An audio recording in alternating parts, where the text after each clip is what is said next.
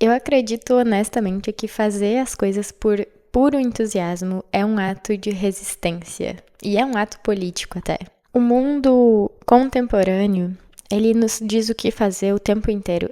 E não só isso, a era digital ainda colocou uma camada em cima dessa ordem das coisas criadas, né, para sustentar o capitalismo e também que já sustentava outros tipos de imperialismos, que é a performance. Hoje você não sabe só o que você deveria estar fazendo, entre muitas aspas, você também sabe como você deveria estar fazendo.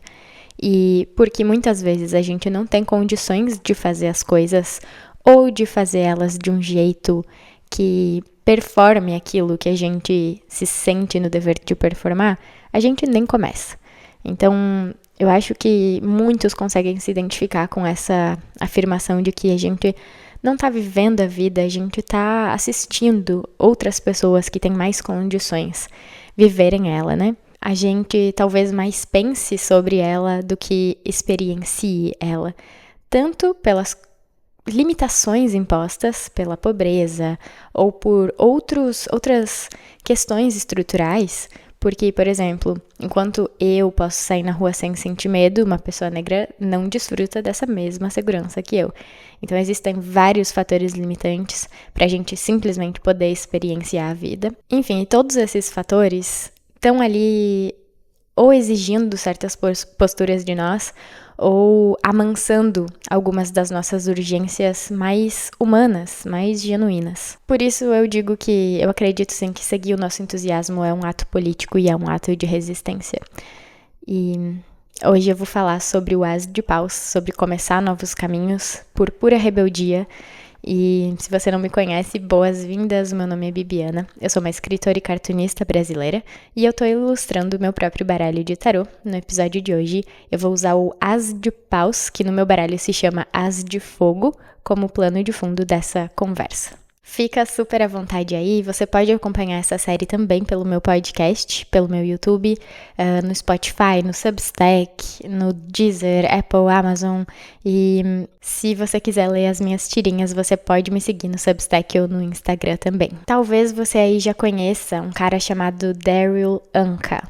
Esse cara, ele é um médium e ele canaliza uma entidade chamada Bashar. Eu não sei se você acredita nessas coisas, concorda com elas, mas eu só tô citando o Bashar porque eu quero utilizar uma das frases dele como ponto de partida aqui dessa reflexão. Ele diz que a gente só precisa seguir o nosso entusiasmo, sabe? É tudo o que a gente precisa para se alinhar com as oportunidades que a gente quer acessar. Seguir o nosso entusiasmo seria basicamente o ponto de partida mesmo, a coisa inicial, o fogo inicial. E pensando no As de Fogo, eu acho que essa estratégia de seguir o nosso entusiasmo para fazer as coisas, para começar movimentos ou até para continuar eles, ela é bastante eficiente e eu já vou explicar por quê. Mas antes eu quero abrir um parênteses para dizer que por muito tempo eu, enquanto tarotista, eu reproduzir esse discurso. Não, você só tem que seguir o teu entusiasmo. Você só tem que seguir o teu entusiasmo. E eu reproduzia isso sem aplicar na minha vida efetivamente essa história de seguir meu entusiasmo. Eu não sei se eu tinha assimilado exatamente o que isso significava. Então, muitas vezes, quando eu dizia para alguém, você só precisa seguir o teu entusiasmo, eu ficava me perguntando, tá, mas como que essa pessoa vai fazer isso? Essa pessoa, para quem eu tô falando isso, tem um filho, tá num casamento, essa pessoa tem que trabalhar CLT para pagar as contas, né? O que seria, no contexto dela, seguir seu entusiasmo? E, na minha opinião, é exatamente a falta dessa explicação que muitas vezes afasta algumas pessoas da busca pela espiritualidade, né? Enfim, afasta as pessoas até mesmo do entendimento de que elas merecem viver coisas boas, porque justamente elas se pegam travadas no processo de, beleza, mas como que eu vou seguir meu entusiasmo se eu tenho que ir para o trabalho hoje? E aí, a primeira coisa que eu refleti, que a primeira conclusão a qual eu cheguei foi a de que o nosso entusiasmo ele não necessariamente representa algo animador, sabe? Seguir nosso entusiasmo muitas vezes é respeitar nossas necessidades. Então, por exemplo, se hoje você tá aí no intervalo do almoço e daqui 5 minutos você tem que voltar pro trabalho, a última coisa que você tá sentindo é entusiasmo para voltar pro trabalho, mas você precisa voltar. Às vezes, nesse cenário, seguir o teu entusiasmo é simplesmente respeitar a tua necessidade mais urgente, sabe? Tipo, tá, eu preciso voltar pro trabalho, isso é a vida real me chamando, mas eu tô completamente exausto daquele meu colega de trabalho enchendo meu saco por causa de tal coisa. Aí, seguir o teu entusiasmo pode ser estabelecer um limite ali naquela relação. E a partir daí eu parei de reproduzir esse discurso do Bashar, então, e comecei a falar, respeite tuas necessidades, identifique elas e atenda às necessidades mais urgentes primeiro. Ou então, atenda aquela necessidade que vai ter um efeito maior sobre todas as tuas outras necessidades. Se tu tá muito lelé das ideias e tá com a vida muito corrida, às vezes tua necessidade prioritária e que vai causar um efeito sobre todas as outras necessidades é descansar, se alimentar melhor, sabe? E seguindo nesse cenário em que você precisa fazer coisas da vida adulta e da vida real e não pode simplesmente seguir o teu entusiasmo, sabe, tem vezes que o entusiasmo ele é uma mudança de atitude, é uma mudança de postura diante de algum problema que tu está enfrentando. Por exemplo, você gosta muito de cantar. E aí você tá num lugar no teu trabalho, tá fazendo teu trabalho e nada te impede de cantar, não tem nenhuma proibição. Por quê? Você não se permite fazer isso, sabe? E aí, o canto, é claro que ele é só um exemplo, mas ele pode liberar um pouco de estresse. Enfim, existem várias coisas psicológicas, neurológicas, que acontecem por causa do canto. Ou da dança, sabe? Às vezes você tá todo duro ali, estressado, e um simples alongamento iria te ajudar horrores. Mas essas coisinhas simples que a gente tem permissão de fazer, mesmo em contextos gerais que nos oprimem, a gente acaba não fazendo mesmo assim. A gente acaba deixando elas de lado. Eu acho um pouco porque a gente se rende a essa narrativa de o mundo é assim, né? O capitalismo é assim, ou sei lá, eu não tenho liberdade, eu não tenho isso, eu não tenho aquilo. Eu não posso. E esse é um discurso que eu vejo muito, muito nos meus grupos de amizades, nas pessoas com quem eu convivo. Que são pessoas que entendem, elas são politicamente muito bem posicionadas, então elas entendem como o mundo funciona e que muitos de nós enfrentam limitações reais mesmo, por sermos mulheres, por sermos LGBTQIA+, por sermos negros, indígenas, brasileiros, latino-americanos, filhos de mãe solo. Parece que quanto mais entendimento a pessoa tem sobre o funcionamento da realidade, menos ela se permite ser e só seguir o seu entusiasmo. Um pouco, claro, é pelo senso de responsabilidade, né? Você tem um senso maior de responsabilidade e você quer se informar melhor e usar o teu conhecimento para mudar o que for possível, mudar do mundo. Mas muitas vezes eu vejo esses meus amigos se rendendo muito pro mundo e adaptando a sua realidade e adaptando a si próprios a essa condição limitada de existência, sabe? Não dá, porque o mundo é muito cruel. Não dá, porque não sei o que. E aí vem o As de Fogo no tarô e fala, cara, você tem a faca e o queijo na mão, só vai. Só começa. Não tem muito que você precise racionalizar sobre as coisas que você quer fazer. Por que você só não faz? Aí a gente volta a racionalizar esse por que você só não faz. E existem infinitos impedimentos. Eu não posso largar o meu emprego porque isso. Eu não posso começar a simplesmente falar o que eu penso porque eu convivo com crianças, por exemplo.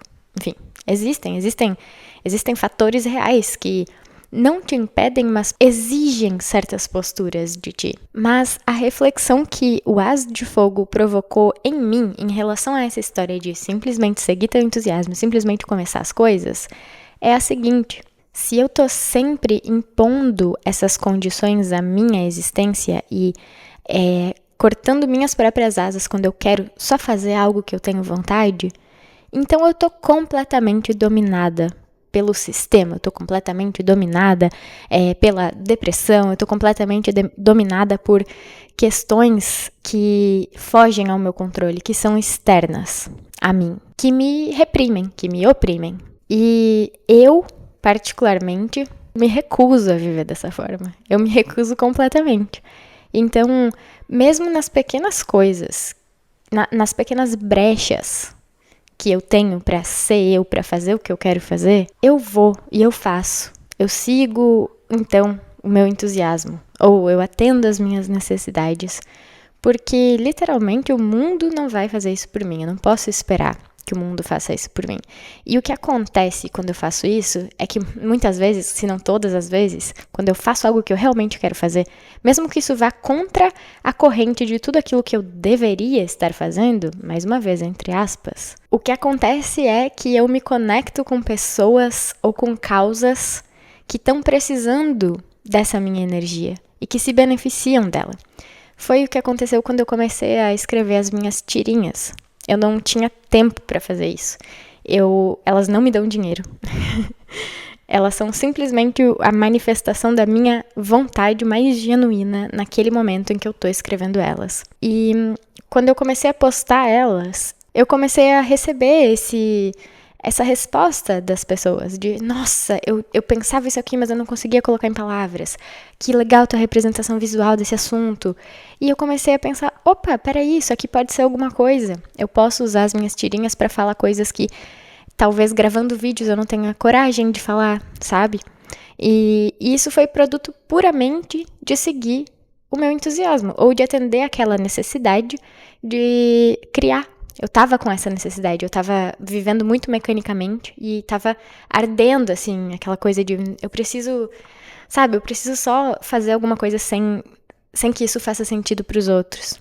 E acaba que, quando a gente faz algo que faz sentido pra nós, esse algo encontra pessoas que vão ressoar com aquilo também. O mundo funciona assim. Só que não adianta eu ficar falando e você aí do outro lado pensando, não, mas pra mim não é assim, pra mim é mais difícil.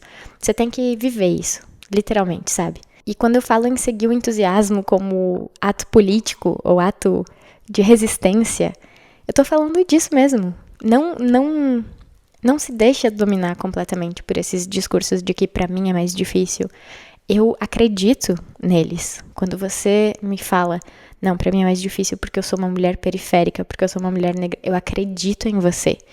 Eu valido que você não só se sinta assim, mas que você experiencie a realidade dessa maneira. Eu imagino até que eu não consigo nem compreender a profundidade desse sentimento. E eu não tô falando aqui como se fosse fácil deixar ele de lado e só fazer o que você quer fazer. Mas eu tenho certeza de que conforme você vai te permitindo acender essa chama do haz de fogo, essa chama de se dar permissão para viver o que tu quer viver, tu vai ir se alinhando com pessoas e oportunidades que vão somar a essa chama, sabe? E logo logo essa chama vira uma fogueira.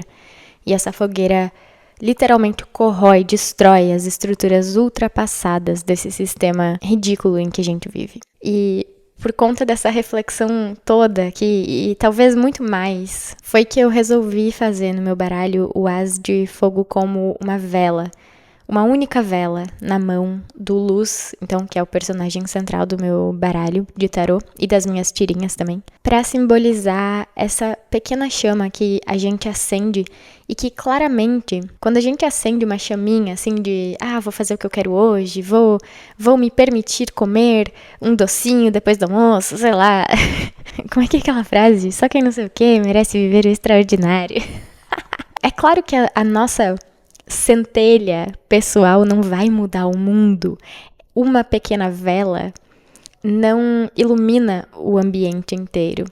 Mas o fato de a gente acender essa chama em nós, em pequenas coisas do dia a dia que, com o tempo, se transformam em movimentos maiores, não só inspira os outros, encoraja os outros a juntar suas próprias centelhas, suas próprias chamas, seu próprio entusiasmo a uma causa que a gente tenha em comum. E é por essas e outras que eu acredito que a esquerda precisa recuperar a sua conexão com a espiritualidade.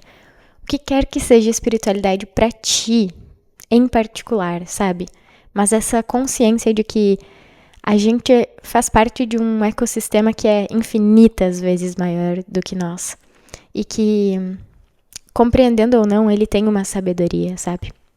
Uma sabedoria que foge à nossa compreensão. Enfim, esse é o As de Fogo. E eu espero muito ver você no próximo episódio.